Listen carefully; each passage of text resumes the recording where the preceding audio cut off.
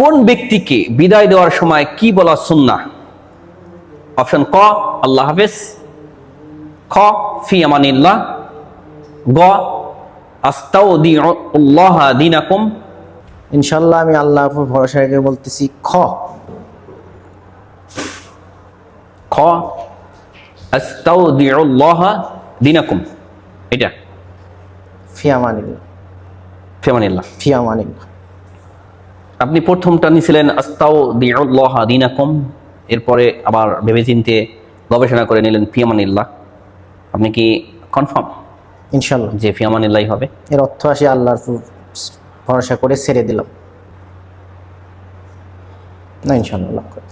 প্রিয় দর্শক, আমরা সকলেই জানি যে কোনো ব্যক্তিকে বিদায় দেওয়ার সময় কি বলা সুন্নাহ। আমরা সকলেই জানি ফি আমানিল্লাহ বলা সুন্নাহ। তবে হাদিস অনুযায়ী, হাদিসে আসছে বিদায় দেওয়ার সময় বলতেন আস্তাউদিউল্লাহ দীনাকুম। এটা হলো হাদিসের কথা। সাহাবী রাদিয়াল্লাহু আনহুম তারা একে অপরকে বিদায় দেওয়ার সময় এই বাক্যটি উচ্চারণ করতেন, আস্তাউদিউল্লাহ দীনাকুম। আর অনেক বাক্য আছে এর সাথে। আলহামদুলিল্লাহ, যাই হোক, উত্তর হবে সি, অর্থাৎ উত্তর হবে গ, আস্তাউদিউল্লাহ দীনাকুম। ঠিক আছে ইনশাআল্লাহ? যদি কাউকে বিদায় দেই তো আমরা যেন এই বাক্যটার শিক্ষা গ্রহণ করি, আস্তাউদিউল্লাহ দীনাকুম।